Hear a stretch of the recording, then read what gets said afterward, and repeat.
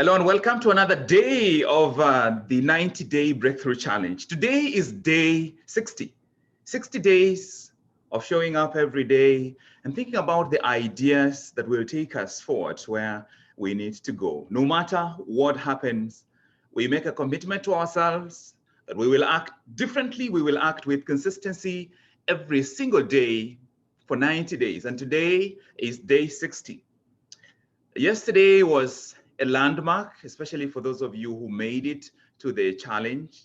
A landmark in terms of committing that the remaining 33 days from yesterday, 32 days from today until the end of the year, we are not signing out of 2020 before we squeeze out of 2020 every drop that we can squeeze out. I wanted us today to consider a subject that is so commonly mentioned, but we never get time to settle down long enough to think about it. And this subject is focus. And I just want us to go ahead and look at focus in a very practical way so that you can always know where you are with regards to your focus, the quality of your focus. You can always know what direction you are heading towards by looking at some of the concepts I will share with you today. And I want us to just look at four categories of focus. Four categories of focus, and you are always in one of these categories of focus. Because every time we speak about focus, it means that there is one main objective, and then there are distractions. There is a main objective, there are distractions, then there is the purpose for focusing on the main objective, and the purpose that ends up being served by the distractions. Because every time you are distracted from one activity, one goal, one objective, one commitment to another. Generally, when you get distracted, it means that you are shifting your attention. Your attention is being drawn from a more important point of focus, from a more important goal, from a more important commitment to something less important or something useless. And so what are the four categories that you can classify the nature of focus we always have? How can you look at yourself in the moment, wherever you are, and decide whether you are focused or distracted? And if you're distracted, what category you would fall into? The first category is directed focus. Directed focus, so that's directed attention. When you are directed, you have an aim or a goal or an objective or a commitment that you have control of your attention over. So you have an aim, you have an objective on which you are focusing. That is the aim. You have control of your focus. You have an aim, you have control of your focus, and you are focusing on the right thing. You're focusing on a meaningful thing, because you can have an aim and you have control of your focus, but what you are paying attention to or what you're focusing on is not going to be valuable. An example is, say you are seated concentrating reading people's profiles on Facebook. You have an aim, right, to scroll through Facebook, and you have control of your attention. You have ignored everything around you. You are paying attention to what's on the table, right? But it's not something valuable to you. So when it comes to directed focus, you meet all the three. On the three are, there is a specific aim, you have control of your attention, and what you're focusing on is valuable. When those 3 points are ticked, then we can say that you have directed focus. The second category is hijacked focus. Hijacked focus. Hijacked focus is when you have a clear aim, but you have lost control of your attention. You have a clear aim, but you have lost control of your attention. In other words, the aim is right before you, but your attention has been hijacked onto something else. And that's even if what you are focusing on is important or not, what you get distracted to might be a good thing, but it is not the right thing for this time. You are not moving your attention to the right thing at the right time. You might move your attention from a project you are writing, or a project report, or a publication you are writing, or a book you're reading, and go to your email. Now, there might be something important in the email, but it is not for this time. It is not for the purpose of this moment. So hijacked focus is you have an aim. It is a good aim. It's a valuable aim. You had your attention, but then you got hijacked. One of the easiest ways our attention gets hijacked over and over is when we try to do important work, when our phone is on vibration mode or in ring mode, and it's within reach, and it has notifications coming in. Or on our laptop, we have an email client that keeps showing notifications, or social media applications that keep ringing with notifications. When you have something else that is within easy reach, remember, every time your attention gets hijacked, you have to recruit all your police forces in your mind to go for your attention and bring it back. And it takes time. You lose between 15 to 20 minutes in terms of regaining authentic deep focus every time your attention gets focused. Drawing, bringing back your attention, reclaiming your attention, reinstating your attention is one of the most wasteful things you can do. So that if you are studying for 2 hours or writing a report for 90 hours, and you get distracted 4 times, you are losing a minimum of 15 minutes for each of the 4 times you get distracted. That's why it's very easy to sit down to do a report for 1 hour. You get distracted 5 times. You stand up from the place you're working 1 hour later wondering, where did the hour go? The hour went into recouping, reclaiming, reinstating, restoring your attention after it got hijacked. The first category is focus, directed focus. Directed focus, you have the right aim, you have control over your attention, and you are paying attention to the right thing. Hijacked focus is you have an aim, but you lose control of your attention because it gets drawn onto something else. And most of the time, there's something else you are paying attention to might be the right thing, but this is the wrong time for that thing. The third category of focus. The third category of focus is wandering. The third category of focus is wandering. When you wander, you don't have an aim. You're wandering. You don't have an aim. You don't have control of your focus. You don't have an aim. You don't have control of your focus. And you are paying attention to everything. Everything around you, everything is fair game for you. Everything can draw your attention. Everything can occupy you, so that a day goes by, a week goes by, a month goes by. You're simply wandering. You're wandering from short-term concentrations. You pay attention briefly here, you pay attention briefly there, but you don't have any specific aim. This is a category that we fall into really rarely. Instead, the one that we have the most common, the one category of focus we have most common is what we call aimlessness. Aimlessness. When you think about aim, for example, when I was growing up in the village, as little boys, one of my pastime activities was try to kill birds with stones and a sling. And I remember one of my age mates who was extremely amazing. He could shoot a bird 300 meters away. As long as he can see the bird, he can hit that bird. He had good aim. So we can say he was aimful, if there is such a word. But then there's also one of my friends who I could call aimless. And we always joked about him that if the bird was in his hands, he could miss it. In other words, he was aimless. He could throw or shoot the sling, but he always missed it. He was aimless because his stone he always went way too far. And I was somewhere in between, closer to the bird, but not on the bird itself.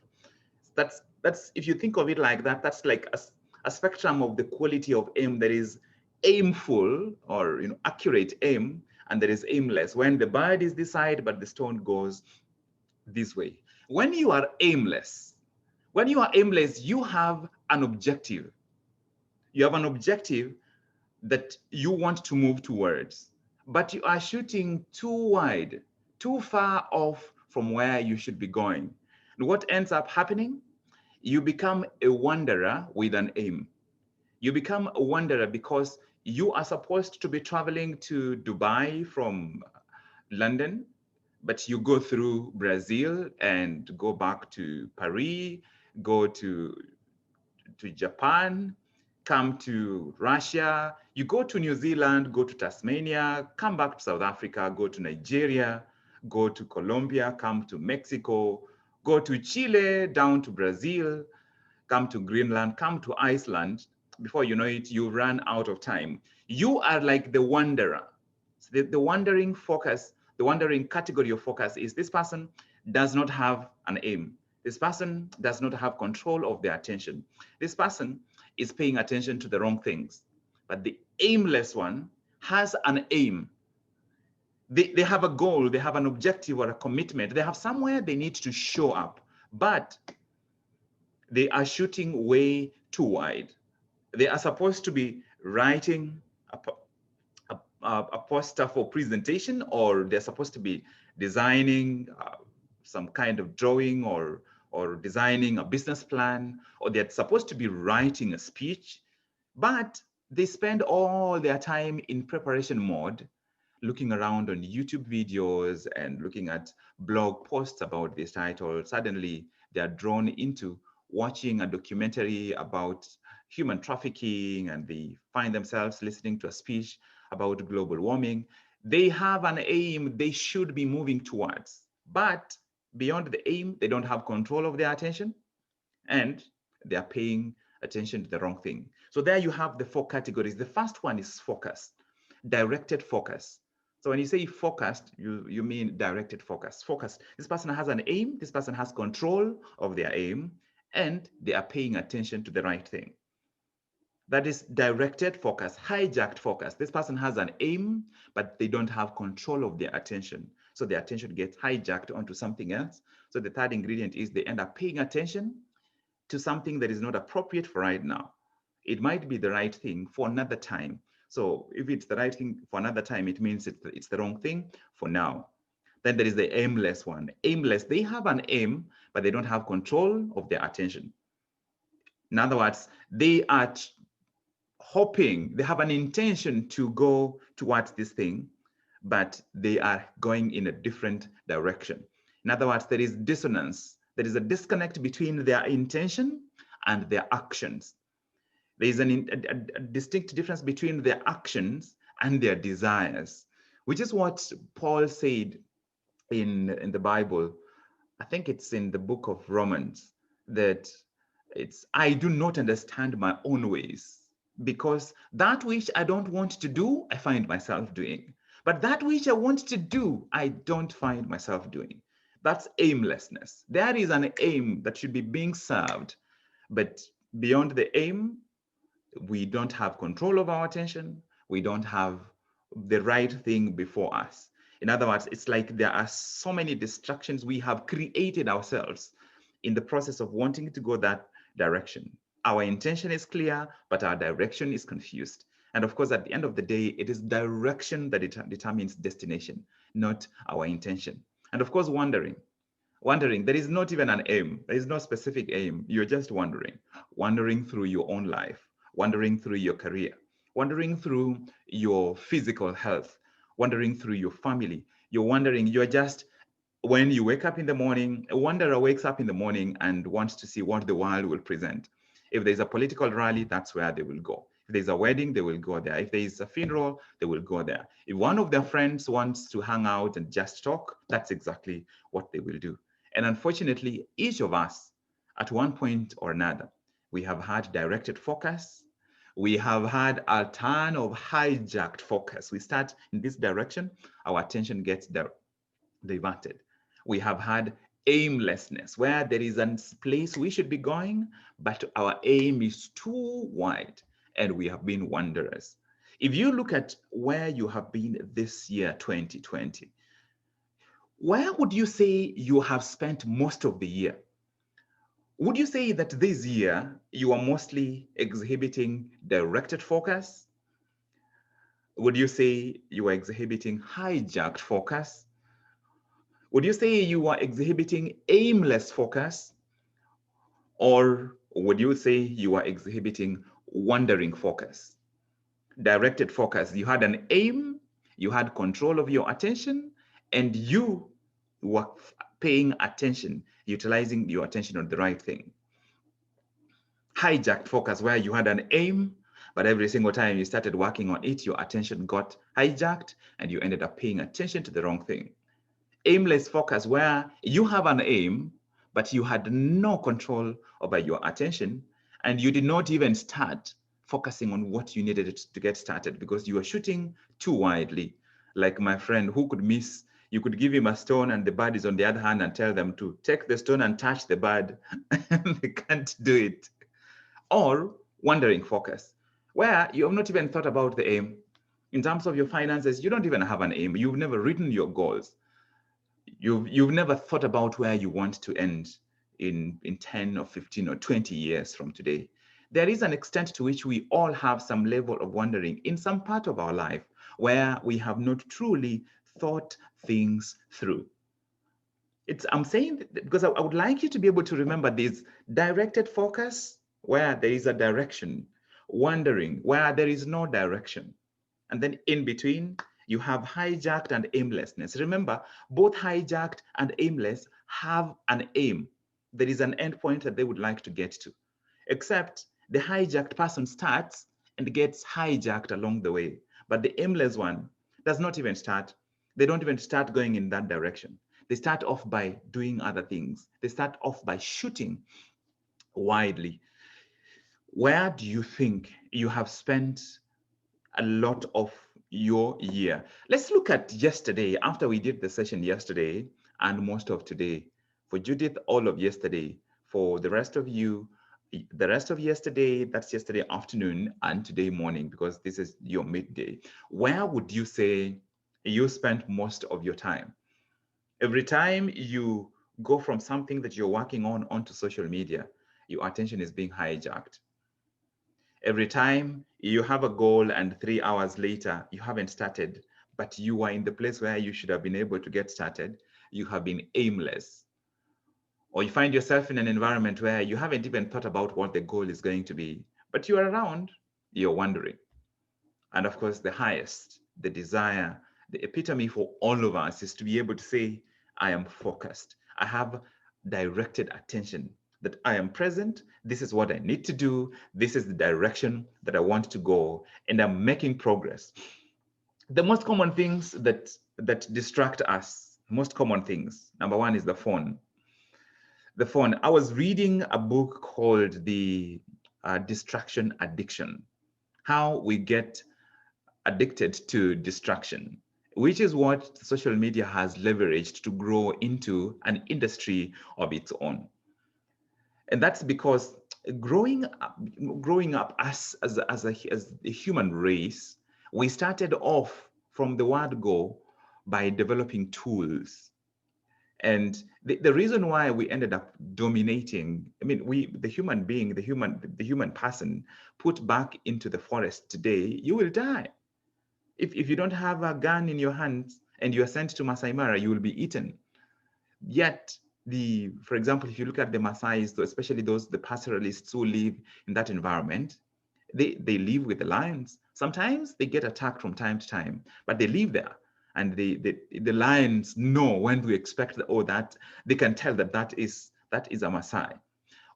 Evolving as a human generation, we evolved and managed to dominate the environment by being able to utilize tools. Being able to utilize tools. There is no other species that grew through the dark ages where they could break bonds and live long enough to recover If an elephant broke its leg, it is eaten. If a lion did the same, it's eaten, because it has no way, it has no way of being moved, being protected. But when you look at the human race, we learned to use tools, and therefore subconsciously, we developed the tendency to take a tool and make it an extension of ourselves. Right now, there are places where they are beginning to study the brain from the perspective of training uh, the primates to control a robot. In other words, they train the brain of a monkey, for example, to control a robot. So that initially the monkey controls the robot by doing a certain activity that it gets rewarded for. Do the activity, it gets rewarded for that activity. Eventually, just by the monkey being taken into the room where it needs to do the activity, even before it starts doing the activity, the robot starts moving. Here's an example. There's a monkey I was reading about in this book called the addiction, the distraction addiction. This monkey is in Japan. The programmer who is the robot is in Japan. The monkey is in Silicon Valley with the programmer who is training it. The programmer is from Brazil. That creates the whole picture. And the programmer has trained the monkey to run on the treadmill, but it runs on the treadmill while it's looking at a picture of the robot that is in Japan. By running on the treadmill, the monkey earns points and gets rewarded with treats and food. And the more focus it pays on the picture of the robot, all the movements that the monkey makes, the robot starts making. Until a day comes when the monkey shows up in the room and it looks at the picture of the robot, even before it starts running on the treadmill, looks at the picture of the robot, and the robot starts moving. When the monkey has just finished running on the robot, on the treadmill, the robot doesn't stop immediately until the monkey is distracted into something else. So if you look at how we evolved as a human race, the biggest difference between us and all the other animals is that we learned to use tools, but that's not enough. The specific biggest difference is that the tools were encoded into our brain so that when you have learned to use a certain tool, it essentially becomes an extension of your own brain. And that's why no monkey would say my phone, but you say my phone, because everything you give the label my to, you have made an extension of yourself. There are scientists who have proven that there is a specific part of the brain that gets activated just by you scrolling on your phone. In other words, there's a specific neural circuit just for scrolling, such that every time you're scrolling, you are exercising that part of the brain. And they can tell how long approximately somebody has been on social media by just imaging their brain and looking at how big that area is. And what ends up happening is that that area forms in the part of the brain we call the associative cortex. Associative cortex sounds complex, very simple. Associative cortex is an area that is central, where you have signals coming from your emotional brain, coming from your executive brain, the frontal brain, coming from your motor brain that controls your movement, and your sensation brain that controls how you perceive sensations, your vision. So you have all these ingredients coming together to that part. In other words, it is a complete signal. It's a signal that you lock into really automatically. In other words, you essentially ignite that part every time you go on social media. And so your phone is literally part of who you are. That's why it's very easy for you to touch yourself, touch yourself like this, touch your hands together. It is the same way that your hand goes for your phone really automatically. Reaching for your phone it's a reflex, because there is a part of the brain that is being rewired every single day to make this tool part of your life. So the same way the Neanderthal man used a stone, they used a stone, rub the stones together to create fire, is the same way that you and I are using our phone to create the distractions we need to soothe ourselves, to be drawn from what we have to delve deeply into and direct that focus onto something else. And that is why I thought I would just give that a little bit of background for you to understand that unfortunately, the phone is now part of you. Your phone is literally an extension of you. And that's why it is my phone. The label my is literally an extension of you. Everything that you have labeled with my, you have included in your identity. My country, my mother, my books, my career. And unfortunately, sometimes we say my flu or my headache. We include it in our identity, which changes how our physiology responds to it. Sometimes we include bad habits, my procrastination, everything that you have given the label my. The phone has become an extension of you. My phone has become an extension of me. And it's my question to figure out how I am going to manage this relationship. Ruthless focus is impossible with ongoing distraction addiction. And right now, there's nothing more distracting than the phone. Overall, there's nothing more distracting than internet. But now, unfortunately, internet used to be on the laptop, on the desktop. Now, internet is not only in our pocket, it's in our hand, where we can reach, we just need to tap once and we are out there. It's like we are in the biggest library in the world, right when we are lying down wanting to sleep. And the lights in that library are on and they're lighting. They're not even lighting around us, they're lighting onto our face directly. The phone is the biggest distraction. So if your attention is going to be hijacked, or if you're going to be aimless or wandering, most of the time you're hijacked because you shifted your attention from what you are doing to your phone, or you are aimless because you need to open this phone and read an email, but you shot too widely and went onto social media and you spent 2, 3, 4 hours there and you lost that time instead of going straight to the email or the book that you wanted to read. Or you're wondering, you just picked the phone and opened it and you didn't even have any specific objective.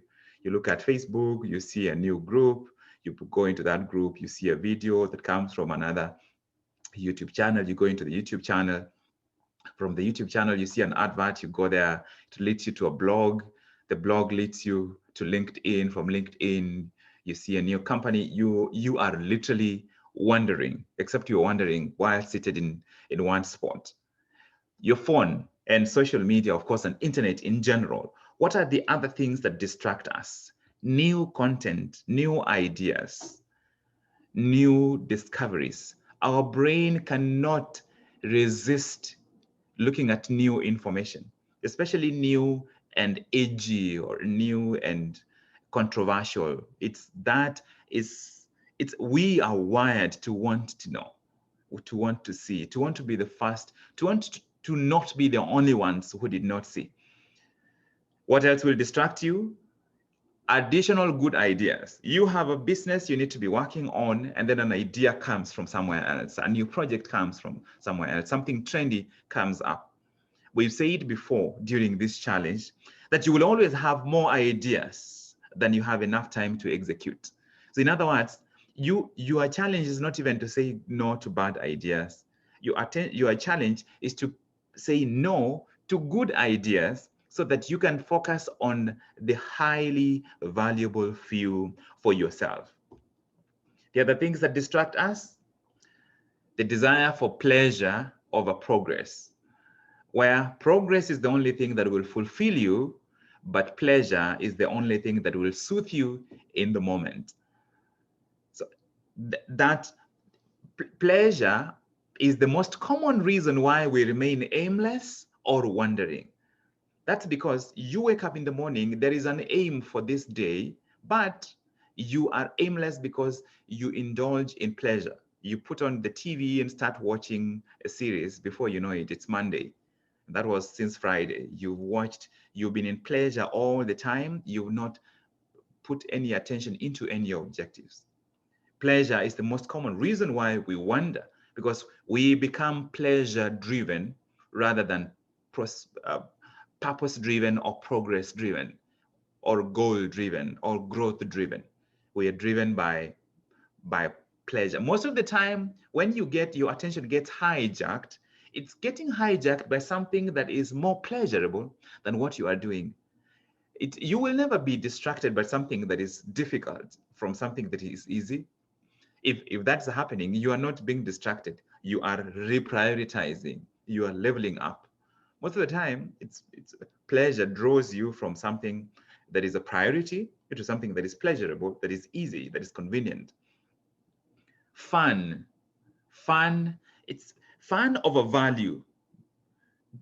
Being drawn away from something that is valuable to something that is fun. Comfort,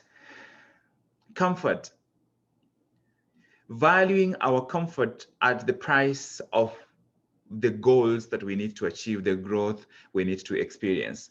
Every mother will tell you that their comfort goes out the window as soon as they start raising a baby. In fact, as soon as they become pregnant. And that's, at the end of the day, that's what gives them a new identity, because the identity comes with pre-packaged discomfort, but this discomfort is what transforms her or grows her. And for you and I, that's the challenge we have to put ourselves through. Are we going to hold ourselves back from growing just because of discomfort? Can you imagine if every caterpillar remained in the cocoon where it is because it's uncomfortable with breaking out of the shell? Every egg remained an egg exactly as it is and doesn't hatch because it's extremely uncomfortable to hatch from an egg, to break through that shell. And that's unfortunately what we sometimes do to ourselves, where we create boundaries. We create our own Berlin walls, and we remain straddled in that wall. We never push ourselves to break out of the wall because breaking out is uncomfortable. Why is ruthless focus important? Ruthless focus is important because it will move you from wandering, move you from aimlessness, move you from hijacked attention to directed focus. You cannot have consistently directed focus without ruthless focus. A ruthlessness, a commitment to remain focused, whether or not you feel like it, so that you start acting, implementing, and executing from your commitment rather than from your emotions. Because most of the time you won't feel like it, but we've agreed before, feeling like it is not a requirement for doing what you need to do. Feeling like it is not a requirement that has to be met before you grow. Feeling like it is not a requirement that must be met before you learn.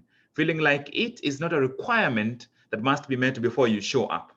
Feeling like it is not a requirement before you have to grow your skill and deepen your expertise and expand your reach. Feeling like it is not a requirement before you can level up your life. Feeling like it is not a requirement before you can make the most use of today. Feeling like it is not a requirement before you can exercise greater self-discipline and greater commitment, greater self-leadership. Feeling like it is not a requirement for you to utilize all of your capacities and all of your advantages. Feeling like it is not a requirement for you to transcend the limitations of your current environment. Ruthless focus, at the end of the day, ruthless focus boils down to one thing. It boils down to your ability to say no. It boils down to your ability to say no. Who do you have to say no to? Number one, say no to yourself. I wouldn't even consider the other options. At this point, it is saying no to yourself. Saying no to yourself in these circumstances. We'll just list as many as we can, and then I would like you to add a few in the comments and during this call. Saying no to yourself when you are becoming hijacked, when you're allowing yourself to become hijacked. Saying no to yourself when you're being aimless. Saying no to yourself when you are just wondering. Those are the three places to start from. Say yes to focus, to directed attention. Say no to when you're being hijacked. Say no to when you're being aimless. Say no to yourself when you are just wondering.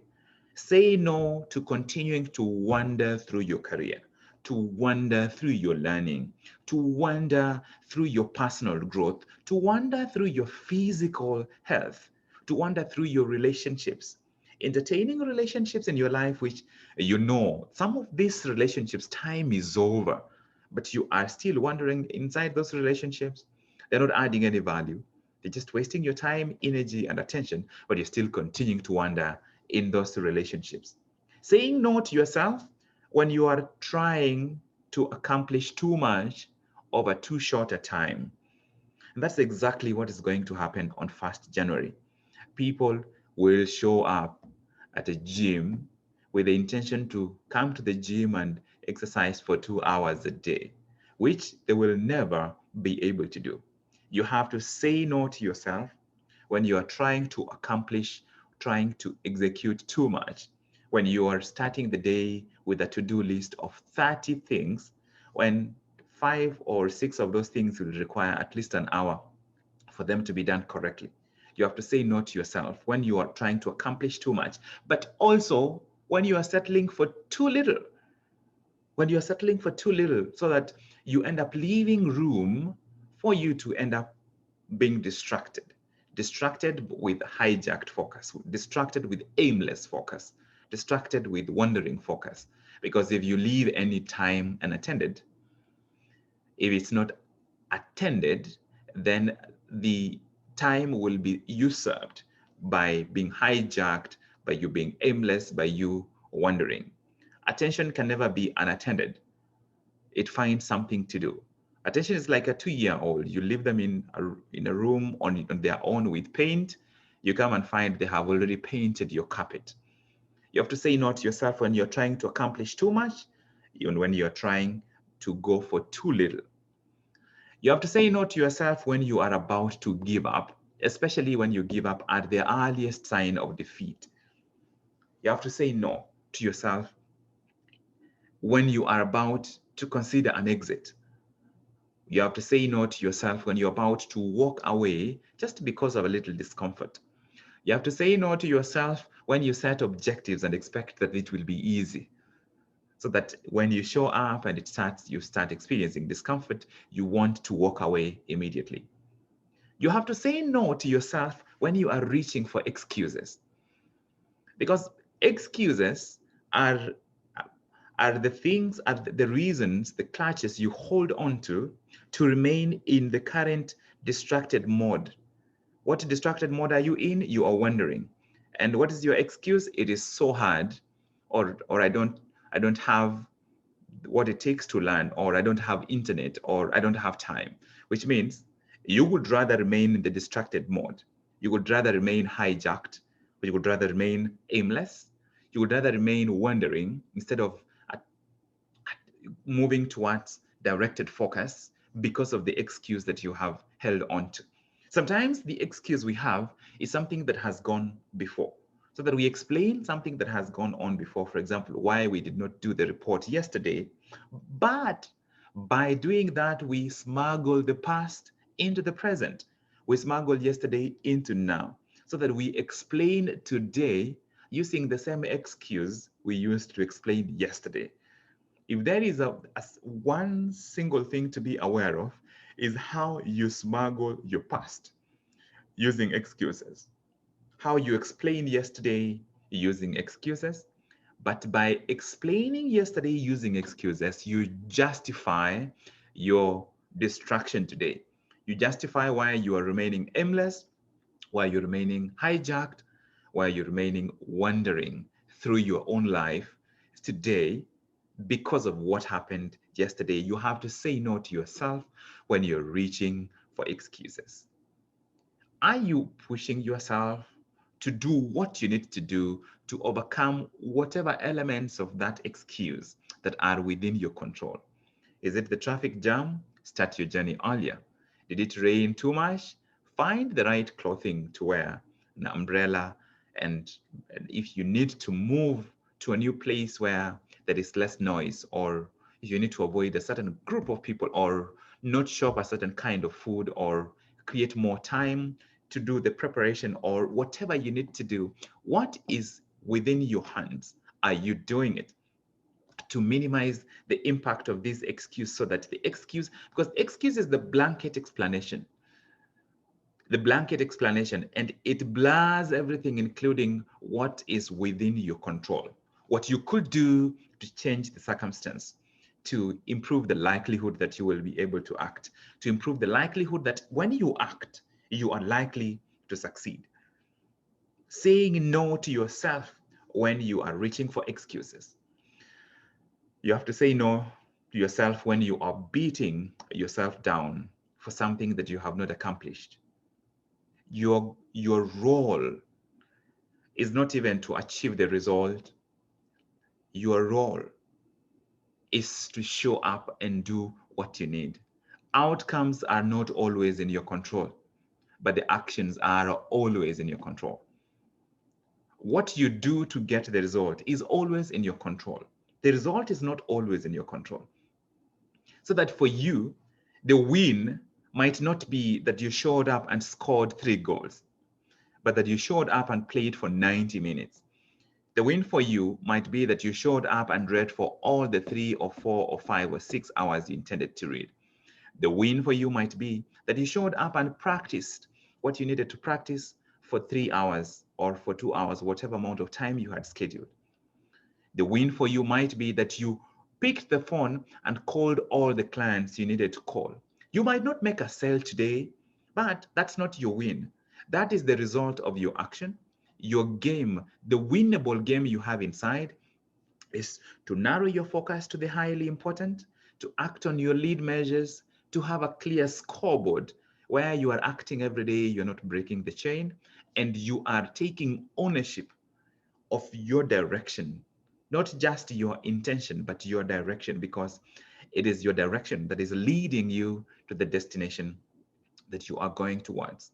Your win, the winnable game that you are pursuing, is defined by your actions. The results, sometimes the results come in solid. Sometimes the result is an empty victory.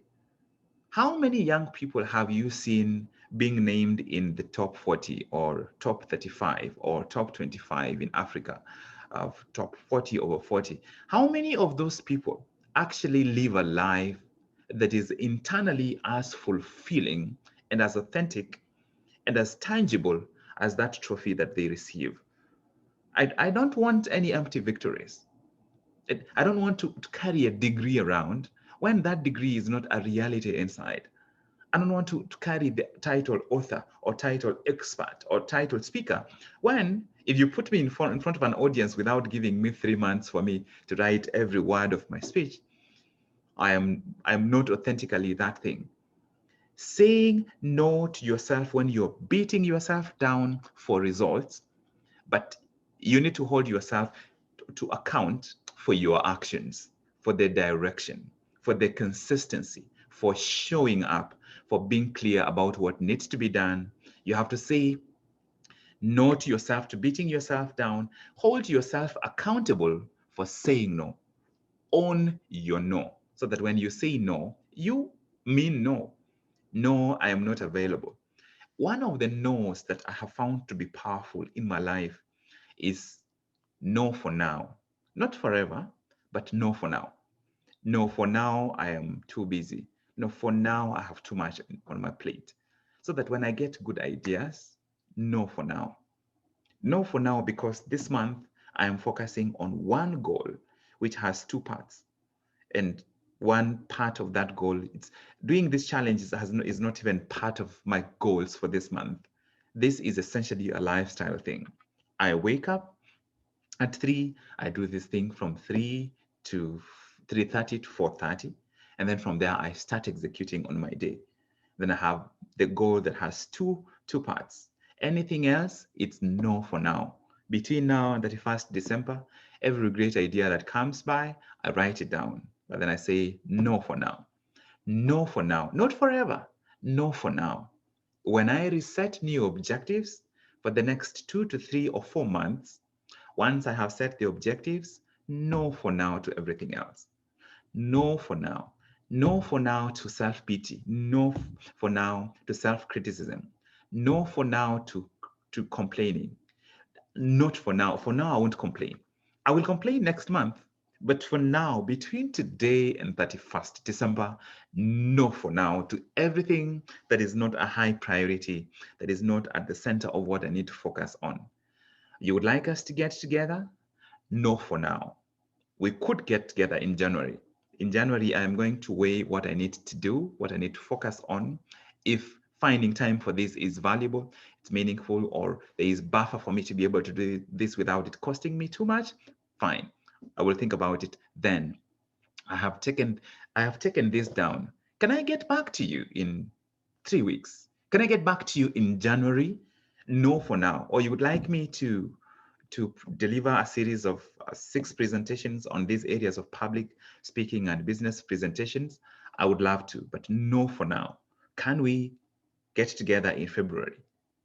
No to yourself, saying no to yourself so that you don't allow your mouth to overload your back, or you don't allow your mind to clear your plate and leave you with nothing to do.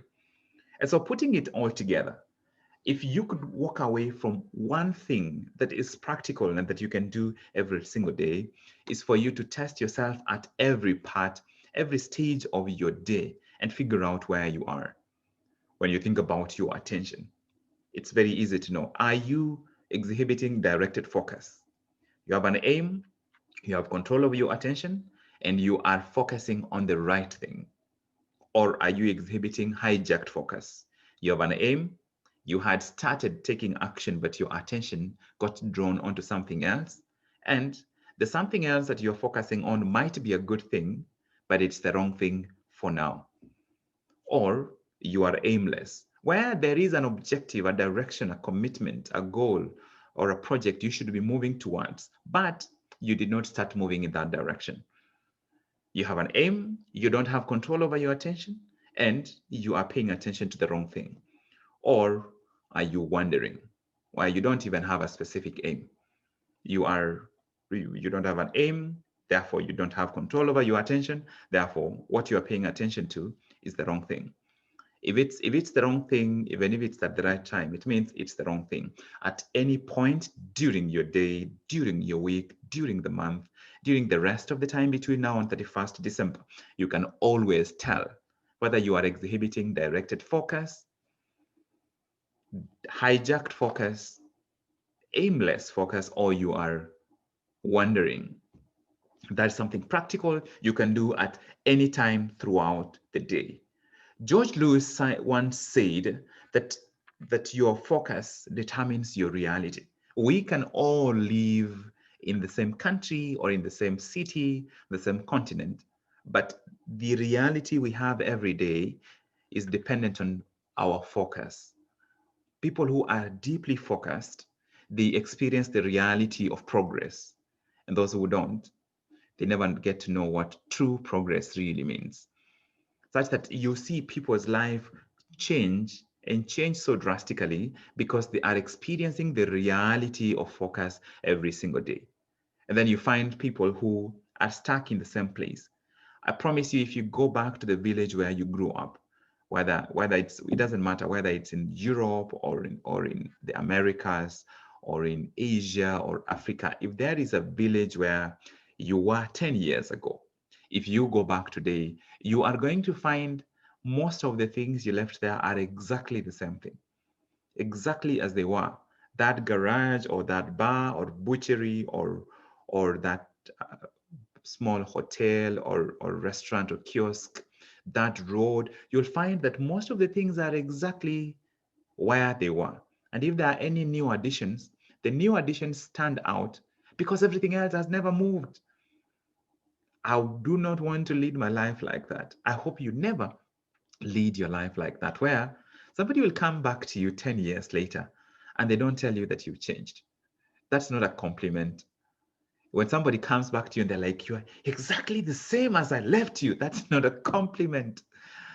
It means it's a good thing for you to be steady, for you to maintain your personality, for you to maintain your positive attributes, but they should be able to see very clear distinction progressive in terms of how you express yourself, how you utilize your time, how you show up. I hope you picked something valuable from this session on ruthless focus. Say no ruthlessly and evaluate yourself consistently. Figure out, where are you? Where are you? Directed focus, hijacked focus, aimless, or wandering. And what is it that is drawing you away? Is it pleasure? Is it your phone? Is it internet? Is it the fear of failure keeping you busy focusing on something else, being distracted to something else? And are you authentically, truly saying no to yourself? No for now, but maybe later. But for now, no. I hope you'll be able to apply some of these ideas and be able to move forward to make progress in the direction you want to go. So now I wanted to give you a few specific things for you to think about. So five things, and I want you to think about them and see how they relate to what we've spoken about and how you can apply them. The first one is train your brain for focus. Train your brain for focus. I gave you the example of this monkey that can control a robot that is in another continent merely by thinking about that, by being forced to think about that robot because of the setting it's in. Train your brain for focus. Number two, learn to read with focus. Learn to study with focus. Challenge yourself every single day to read something that is in the long format. That means like a full article, because otherwise social media is just showing you Facebook posts where two paragraphs is labeled long post alert. Long post alert, that means, hey, you are here to be distracted, but I'm sorry, this time round, I'm giving you something that is going to require you to pay attention and to be focused.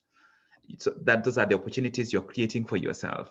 Train yourself to read well, to read long form content. And particularly, find opportunities to read things that are slightly hard and slightly long, that takes you 20, 15, 30, 1 hour to sit down and read. Number three, practice attentive listening. Challenge yourself to keep your focus. If you're listening to somebody, make this person your aim. As long as it's an intentional choice that I will be listening to this person, make them your aim. Exercise control over your attention and make sure that you're paying attention to the right thing. Don't focus on his mispronunciations and his incongruencies in terms of word choices, but focus on the content. That's how we exercise directed focus. And we utilize ordinary opportunities every day to do that. Number four, learn to perform certain concentration activities. Go to the internet and search for concentration activities. An example is, for example, take this bottle and just find like 2-3 minutes to actually pay attention to this bottle. Pay attention to some kind of object. So those kinds of exercises that allow you to bring your attention to perceive even ordinary objects with a depth that you have not done before. This is how we train our mind, we train ourselves, even our body, to settle down, to be restful and focused. The final one is perform activities which enhance your brain power, specifically your memory. So perform activities which enhance your memory. Perform activities which enhance your memory. Every time you need to study something new, start off by writing what you can remember. At the end of the day, run the tapes and write down as many names of the people you met during the day as you can. Any such activities which help you develop enhance your memory. So train your brain to focus, learn to read, especially long form articles, practice attentive listening. That's an opportunity we have every single day. Find concentration exercises and perform them, and find ways to enhance your memory. I'm going to end this over there, and we have quick cycle of reflection before we call it a day. What is your biggest takeaway?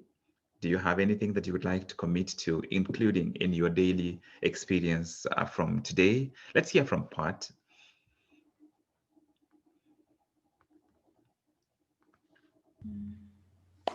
Hi, everyone. Thank you for that job.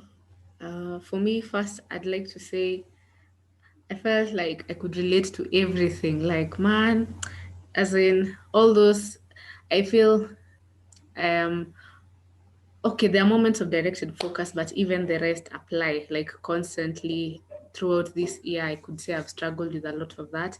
The distractions, I just kept on thinking to myself, man, it's like how you go to church and the pastor is preaching and you just wonder, is there a day I'll come to church and think to myself, man, I've been living right?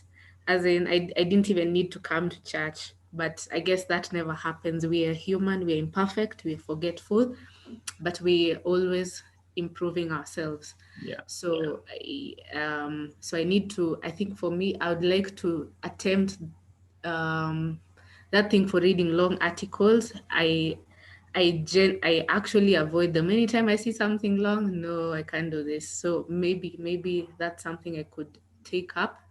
Yeah, and to constantly remind myself, because I've learned that I'm always forgetting. Like right now I'll feel inspired, to focus, but within a few days I'll have forgotten. So how do I keep reminding myself? I think I need to nourish myself with useful content or things that remind me to keep focused and to, yeah, yeah, basically that. Wow, great. Thank you. Thank you, Pat. That is a reality for all of us that we have to deal with. Let's hear from Judith.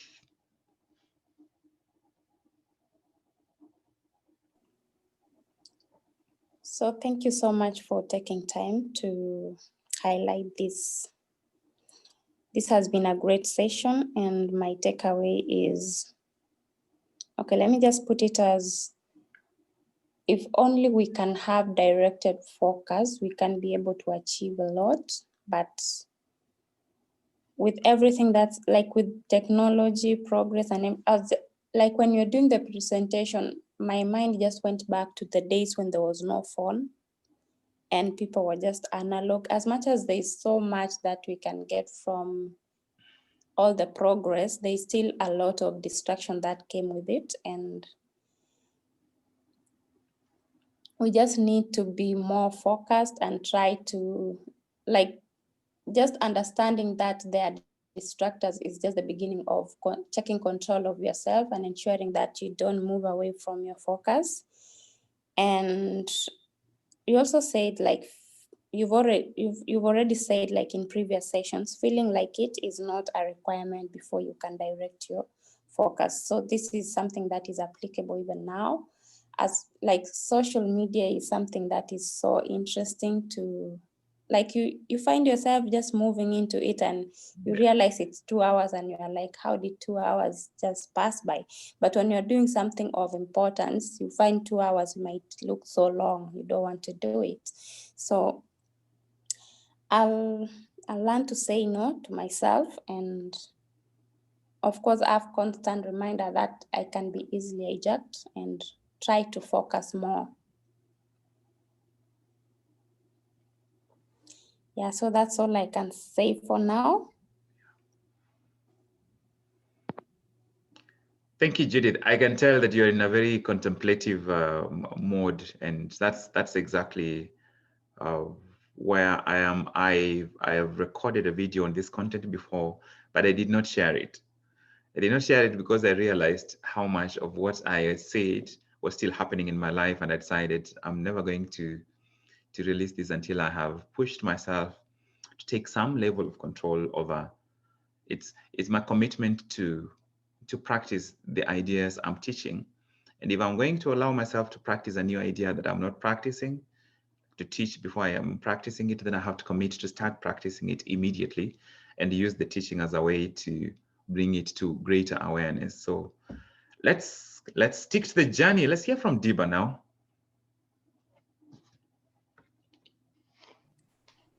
Hello, everyone. Thank you, Job, for the very insightful session. looking at the focus for 2020, I found myself basically swinging between, I found myself spending my time manifesting hijacked focus and also manifesting a bit of aimlessness for most of the year. And after reflecting on this, I realized that this is mostly related to my ability to say no to myself, to social media, to invitations, to new scenarios or additional responsibilities. So I found this really, really insightful. The other thing that I took away from the session is the very practical five tips that you gave at the end of the session. I believe they're going to be very helpful, and I'm looking to utilize most of them going forward. Thank you. Over. Yeah, thank you, Diba. It's important for us to become aware of where we are, and that helps us, figure out what's the best way forward. Yeah, James, let's hear you. All right. Okay. Hi, guys. I will share my reflection in 2 bits, and the first one comes as a question.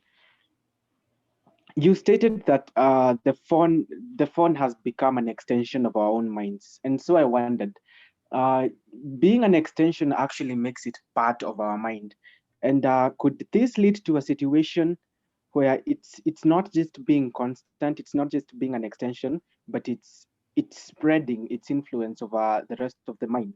That if we completely ignore it, it will not just remain as it is, but the situation gets worse. So that's a question I asked myself when we were going through that. And the second bit, I'll ask you guys to allow me to share through the influence of the young man called Ndungi. He's the one that uses analogies. I don't know whether mine is half as good as any of his, but I'll give it a try. So the whole session has appeared to me as a courtroom where you are there, you're in the stand, you're the defendant in that case. Yeah, you're the defendant in that case, and there's a prosecutor. The prosecutor is all the things you have to say no to. To attain ruthless focus, it boils down to your ability to say no. So the things that will prosecute you are the things you have to say no to, like trying to accomplish too much over a short period of time, settling for too little, quitting at the earliest sign of defeat, or even reaching for excuses. These are the things that will prosecute you. What you do is your argument. So whatever action you take against the things you have to say no to, that is your argument. And guys, I'd just like to mention that it's a quote I've had out there. I do not know the truth of it, but they say that the truth has no place in a courtroom. Only facts, only facts are sustained in a courtroom. That goes to cover that it doesn't matter what your intention was. You might have had a good idea. You might have gotten a new idea that was a really good idea, but it does not matter the intentionality that was there. All that matters is the direction. So you allowed it to come in, and perhaps it disrupted you in a way or another. The results, the results of your actions are like the witnesses.